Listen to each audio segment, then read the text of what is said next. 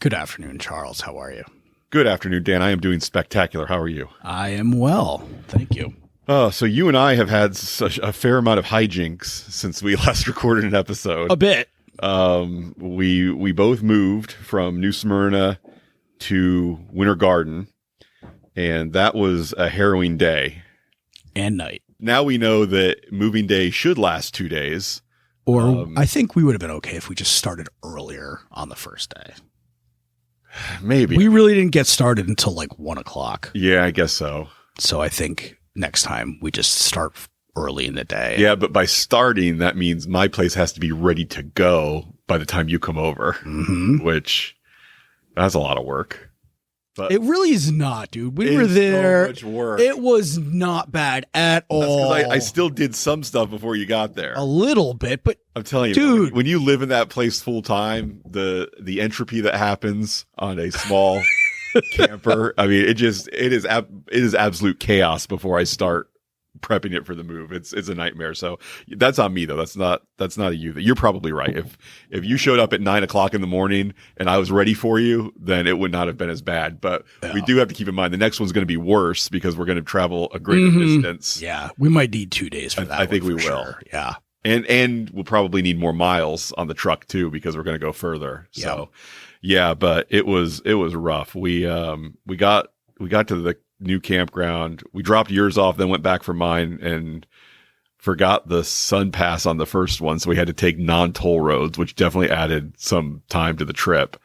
And then not driving 65, 75 miles an hour on I-4 also adds quite a bit of time, believe it or not. Or it seemed, probably it was only a matter of a few minutes, but honestly, when it starts getting late and after you've been tired, every minute just feels like forever. Right. Absolutely. Yeah. And then when we finally did get there for the last time, I want to say it was after midnight, right? Oh, it was definitely after midnight. Yeah. Cause I think I think the incident happened around 12:30, 1 a.m. Yeah. So the incident we were already in a suboptimal backing up the camper scenario for mine because there was a car in front of us parked on their lot, which, if it was the middle of the day, I would have said, hey, could you please move this? But since it was after midnight, I wasn't going to do that. Not an option. So trying to angle and back up, which I'm not great at. I'm okay at backing up my camper, but I'm not great at it. Well, that's why you have a friend guiding you the whole time so that you don't make any mistakes, right? Yeah, I mean, that was, there was one part there where we missed an obstacle. And I was paying attention to a different obstacle, which is the electric box. Right. Completely forgot about the water spigot and sewer connection. Yeah. Sorry. I'm just messing with the lighting a little bit as we go here. It keeps turning back toward you too much and brightening your bright face a little too much. Yes. So we kissed the spigot. And I was thinking the other day, it wasn't even cool. Like if I hit one that was going to shoot straight up in the air, that would at least look kind of cool. But I took off a spigot that was pointed directly parallel to the ground and just shot directly at my neighbor's car. Yeah. And just, I could not believe the water pressure that was coming out of that. That was full fire hydrant. Yeah, it was hundreds of gallons of water. I'm sure were wasted, went down the drain. And or into the mud and the grass and all over the road. Eventually, I'm sure found a drain eventually at some point, or maybe not. Who knows? Maybe just dried up.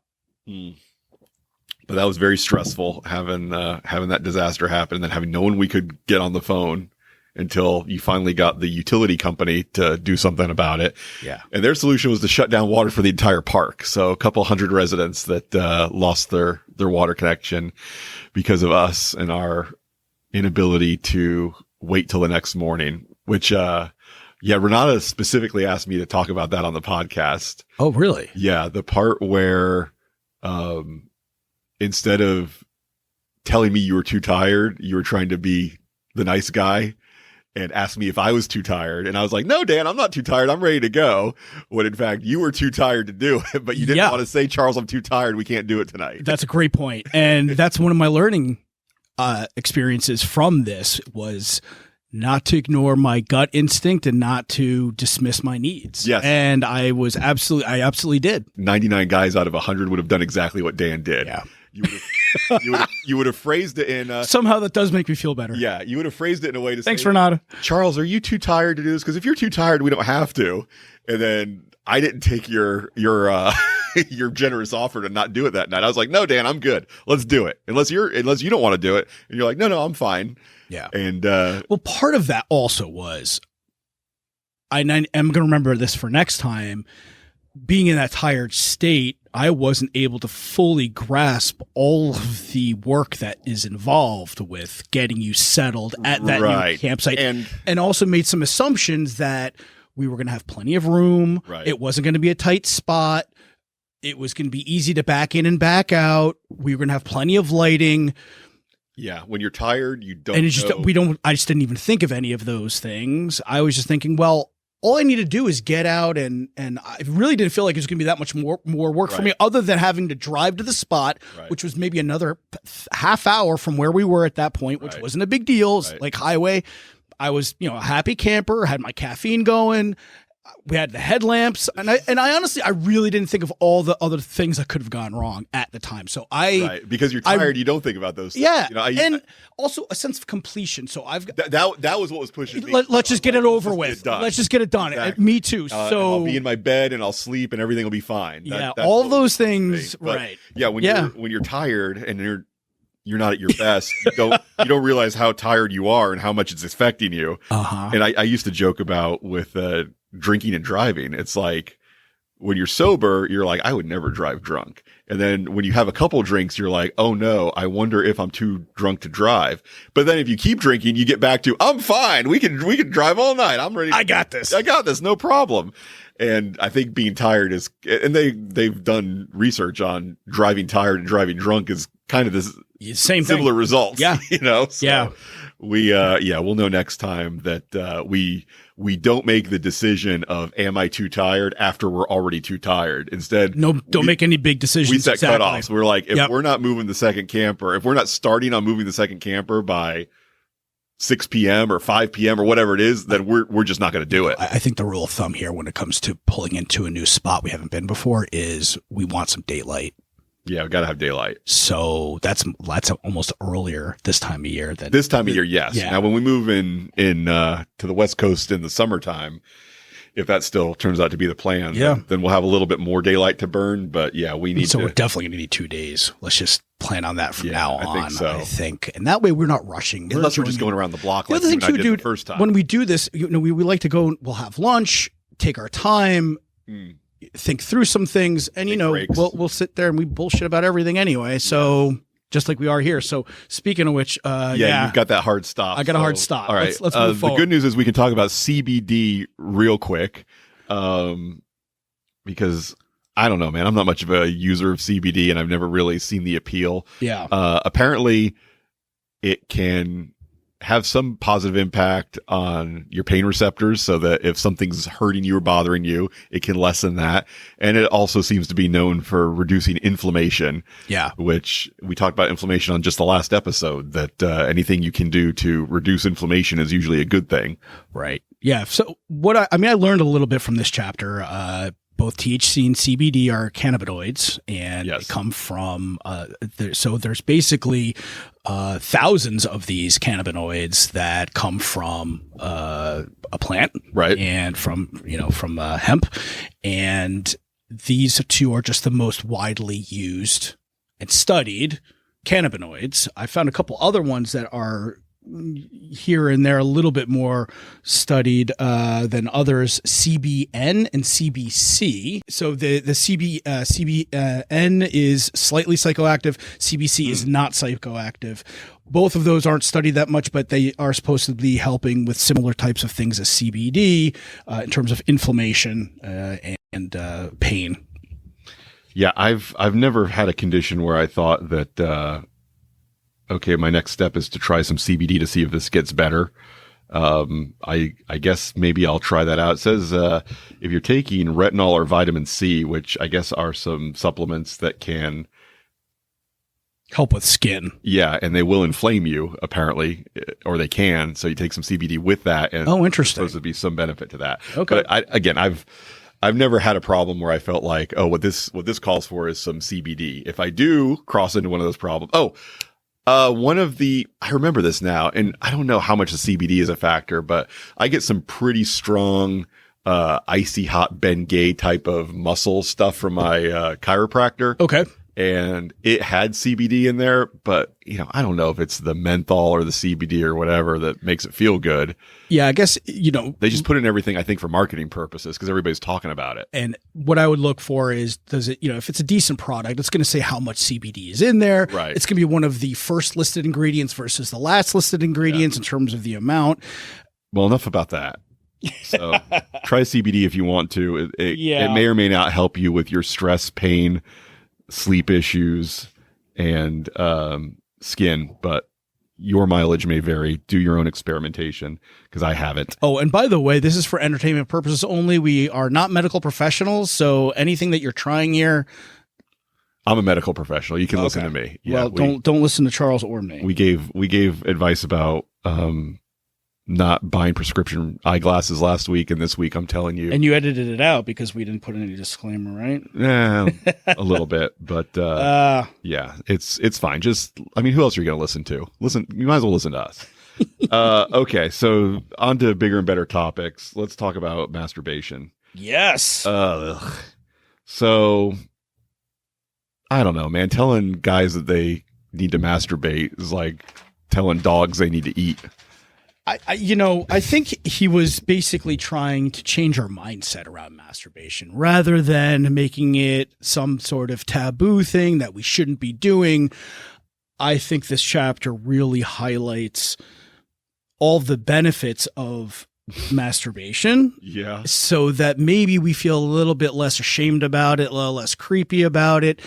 We need to read a book about how to talk about it without feeling ashamed. Because isn't that amazing? Talking about it so you're not alone. Most people are not really comfortable talking about it, and I think that's one of the things he's trying to help with, and I think that we're trying to help with as well, is talking about sensitive things that most people don't want to talk about. I know, and making it a little bit easier to talk about. I hope so. So let's talk about some of the benefits. And I don't know that these I think all the benefits that he mentions, I feel like probably apply to males ejaculating and not necessarily masturbation. I would agree with that. Yeah. So if you're not into masturbation, then I guess you could probably get these benefits by just having lots of sex. I'd be curious to find out who, percentage wise, who's not into masturbation. I feel like it's got to be a small percentage, but. Well, we have mutual friends that we've talked to men who claim they never masturbate. Right. And versus all the other people that we know. I approach that with the same skeptical claims that I approach everything else. That I approach acupuncture. Yeah. And cleanses. It's like, you never do, huh? Okay. If that's your story, I'll let you have it. Yeah. But yeah, many more of the men that I'm close enough to talk to about such things, we don't get into a lot of details about frequency and methodology, but I think pretty much everybody poops and everybody masturbates. Yeah. He lists things such as, helping with, he says there's some studies about helping with prostate cancer, the immune system, heart health, sleeping better, and even better skin. Now, I don't want to know the mechanism of how it increases your skin or how it makes your skin better. I don't know. I don't want to know what part B of that statement is. So, yeah. But again, all of those, I don't think your body or your penis care about how the ejaculation is occurring.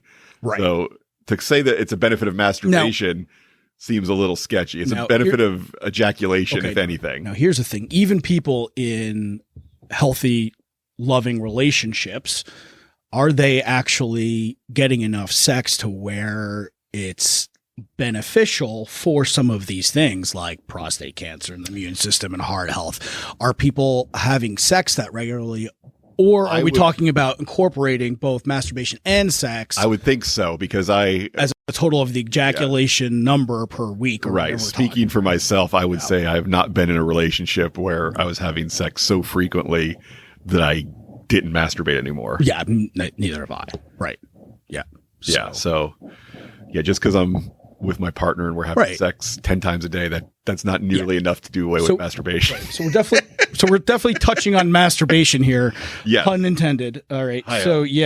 And some of those the benefit to your mood is certainly through the hormones that are released when something that feels as nice as an orgasm happens to you. Obviously, when you're experiencing things that feel that nice, you're going to be in a better mood. And I think that's pretty intuitive, right? Now, I like that he says it can also improve your sex life with your partner because it can make you less self-conscious. It helps you and give you some knowledge about what it is that you like and what feels good. And he even recommends touching different parts of your body to see what that feels like, if that's something enjoyable or pleasurable. That's not something. I mean, these are some of the ideas I'm actually going to try. I think next time I'm masturbating.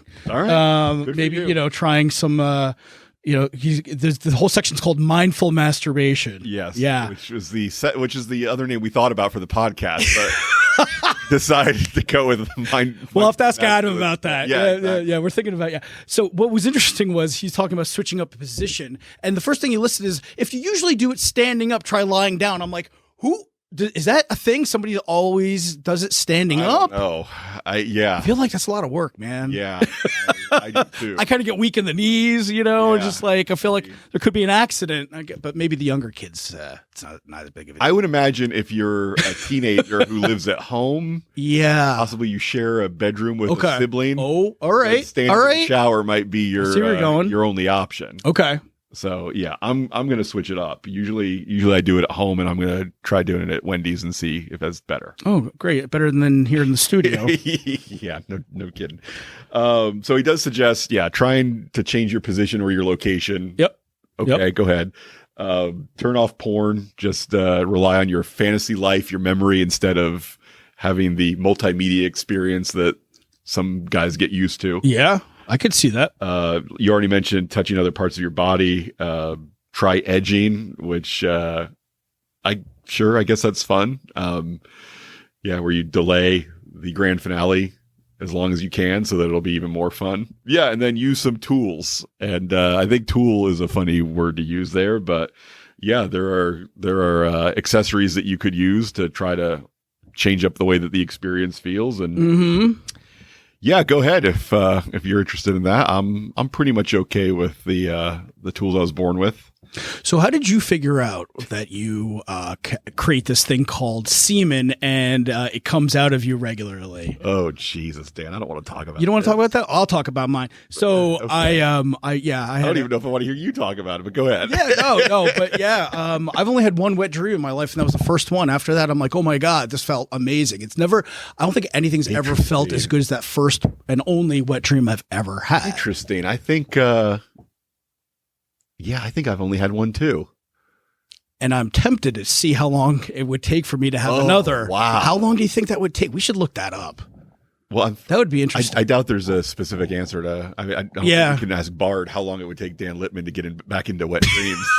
I don't think ChatGPT has that. And I'm wondering if that, because he talks about edging, making it a better and deeper orgasm. I mean, that's kind of what we were just talking about, is just going a really long time. And would it be that amazing?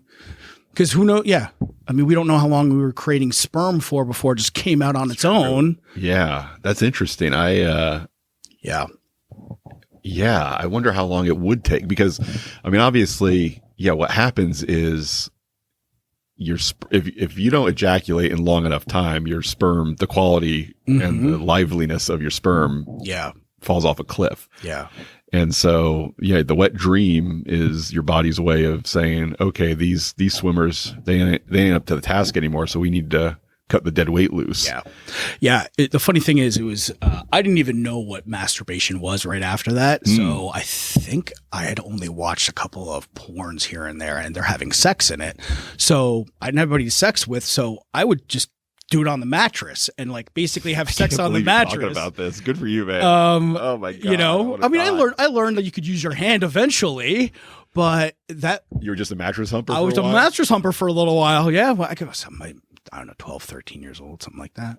But yeah, I think I was probably 13 or 14. I definitely, when I figured it out. It definitely was not the most efficient or comfortable. Wow, I method. can't believe we're talking about this. But Good for you. I've learned. You're an inspiration. I'm a about talking about it, not about the actual Oh my God! Yeah, everybody does it. Everybody poops. Yeah, everybody does. Everybody jerks off. Yeah, and except for those few people that we know. And I'm sure this. Yeah, I don't know. We'll put this one out on TikTok either. Oh please, come on! We got to get banned again from. No, because you only get a certain number of them. Oh and then, really? And they're like, you're done. Okay. Yeah, YouTube's the same way. If you get too many violations, they take your account away. Oh wow. So yeah, I guess we should bone up and figure out what we can and cannot talk about on these. I tried to read the policy to get some, and I'm guessing it's clear. It's very nebulous. Yeah. It's like if we decide we don't like it, or if our AI specifically decides that it's not good, then, and I don't even think when I appealed it that probably saw. Okay. Like a real person probably didn't watch or listen to it either. Probably, at least not initially. And they probably have to submit a review before someone actually puts the human eyes on it, I would think. Even if then. Yeah. I mean, and since we don't like pay to advertise on TikTok, I think, and we don't have a huge following. Yeah. Even our appeal probably didn't see any real eyeballs. Okay. So, yeah. All right. But there it is. So we finished quite a bit early. Is there anything else you want to say about What else can we talk about masturbating? What are you going to masturbate to later this afternoon? Oh Jesus, man! I don't think I'm ever going to be able to do it again after this episode. Oh my God, this is so brutal. I'm sure you'll figure out a way as everybody else will as well. So. One of the complaints I've had in the past about any kind of men's health, men's wellness, men's improvement. It's like everybody always has so much to say about porn and masturbation, and it's like. Can't we just let that be people's business? But I don't know. I guess. Oh, let's talk about. Okay. He did mention in the last part of this chapter how much is too much, and I guess we should mention that. I was actually going to go down that road. Yeah. So the definition of addiction that I find to be the most useful is if you're compelled to engage in an activity, even though you are having escalating negative consequences. Then you've got a problem that you need help with, regardless of what that thing that you're doing is, or how much you're doing it. But if you're facing consequences and the consequences keep getting more serious and you don't stop anyway, then that's probably when you know that it's too much. So I would say, yeah, when he mentioned some of the consequences. For example, if you're physically hurting yourself by getting some skin irritation, for example, then that could be a clue that you're doing too much. Yep. Or you're not using some sort of a substance to assist you that could make that problem go away. If you are doing it so much that it's interfering with your ability to do your job, that's a problem. Mm-hmm. If it is, especially if you're a porn star, that could be an issue. Yeah. Yeah. Or a school teacher. Oh, jeez. Then yeah, that's a problem. Yeah. If your ability to maintain sex in your relationship is becoming a problem because you never have the motivation to have sex with your partner because you're masturbating all the time, that's a problem that you should probably look at. Sure. If you're constantly thinking about when your next chance to masturbate is going to be, and it's sort of getting in the way of your ability to think about other things, that could be a problem as well. Yeah. Yeah. So, or if you get an erection while going mattress shopping, one of those. Yeah. So, if you're being preoccupied with either negative consequences or you're just feeling bad about how much you're doing it, then that's probably something that again, needs some attention. Right. This is self-care for men. This is supposed to be helping you be kinder to yourself, and one of those things is the mindset. So if you're doing something that you're ashamed of and it's making you feel bad, maybe consider doing something different or stopping doing it, or get a little Or really open up the hood and try to figure out why it's making you feel so bad. And maybe there's some underlying beliefs that you can start with the childhood and see what was going on there. Any experiences. Yeah. And do you have some beliefs about yourself or the world that you need to let go of because they're making you be unhealthy? So yeah, I would say, and look, that's whether it's masturbation or any other issue, it's never fun sometimes. When you haven't gotten your oil changed in a long time, that first time you open up the hood and take out the dipstick is kind of scary because you just don't know how bad things have gotten. But it's better the best time to find out might be, 10 years ago, and the second best time's this afternoon. Yeah. While you can still do something about it. Right. Yeah. Because you don't want your masturbation habits to destroy a relationship that you care about before you go get help. Or any of those habits. Right, exactly. Evaluate yourself and see what, not just masturbation, but anything else that is negatively affecting. For me, it's eating at night and waking up. I'm not getting good sleep. We were just talking about that today. Trying to brainstorm ways for you to. Oh, you had some good ideas, But I think it's really, we just need to come down to your why for all those habits. It's got to be your why has to be strong enough to change. Right. All right. Is your job at risk? Is your relationship at risk? Those are pretty big whys. Yeah. And and it's definitely better to go get help from somebody before it's unhelpable, you know? So, I would definitely encourage everybody, all of our masturbators out there to ask the question at least of, okay, is this a problem? Is this a concern? Or is this just a manageable part of my sex life that I'm comfortable with?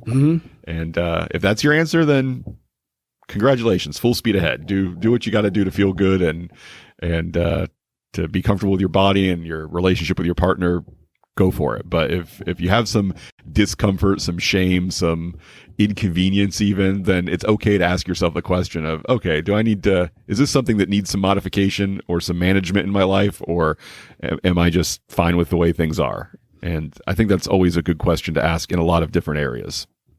I agree. So I think I've exhausted this topic from certainly my side, me. And that was one of my goals. I'm glad I've gotten a little color in your cheeks out of this episode, so that's great. It's so funny that talking about this, joking about this in a non-clinical way with our friends, I don't slow down for a second. I enjoy that. Oh yeah, you're on fire. Yeah, but man, trying to talk about this in a respectful and helpful and educational way. Oh, is that what you thought we did? I said trying. Trying. I didn't say we pulled it off. Trying to. It makes me so uncomfortable. Plus, it's the strangers too. We're talking to strangers. I mean, yes, are most of the people who listen to this podcast our friends? Of course. And also our exes? Yes. But there's a couple. Does that make it worse? There's a couple people out there. Does it make it worse or better? Actually, right? Because we're gonna run into these people. We're gonna hear back, get feedback. But yeah, I know. But there are strangers hopefully that can benefit from hearing guys attempt to talk about this without shame or fear. Attempt. So hopefully they enjoyed this, because I certainly didn't. So speaking of which, we want to clean up. Next chapter is going to be about showering or not, taking baths instead. That should be interesting to read. I'm have to read some real good stuff to convince me to get in the bathtub in my camper. And then manis and petties. Now that I can roll with. I like getting a manicure. Pedicure not so much, but I love manicures. You know what? I actually like the opposite. I love pedicures. You get massage your feet and your legs, and I love that, man. I'm a little too ticklish. I usually have to tell them to keep a firm hand when they're giving me a pedicure, and I have to also think about not being tickled. Okay. So it's not when you're having to think about not feeling tickled, that's not very relaxing. No, I could see that. Yeah. So not a fan of like foot massages either, or like reflexology or anything like that, huh? Well, foot massages, no, because of the tickling, and reflexology because of the mumbo jumbo woo-woo bullshit. Okay. But yeah, even pedicures, I would rather just get my clippers out and take care of my own toenails than have somebody do it for me. Well, that's fair. But I'm looking forward to, I'm going to enjoy this book more now that we're past this chapter that we just covered. Oh, don't worry. We're getting right back into it because I think after that is all about lotion. It doesn't have to be gross. That's the chapter right after the manis and petties. I'm okay. We can talk about lotion. That's fine. Why is it gross? What's gross about lotion? Well, I mean, we had the experience of some of the stuff we tried out that it didn't feel like the residue doesn't feel great sometimes. It feels like oily or gummy on your skin. And I think that's why they talk about it feeling gross. A lot of mistakes with the lotion. Yeah, the lower weight like lotion stuff, the more expensive stuff, some of the stuff I've used on my face, the more expensive stuff feels good. Where like the cheap hand lotion you get, it always feels icky to me. So, all right, let's do away with this. Let's end the pain. And, sounds good. We'll see you guys on the next episode. All right, have a good one. You too, Dan. Bye. Bye-bye.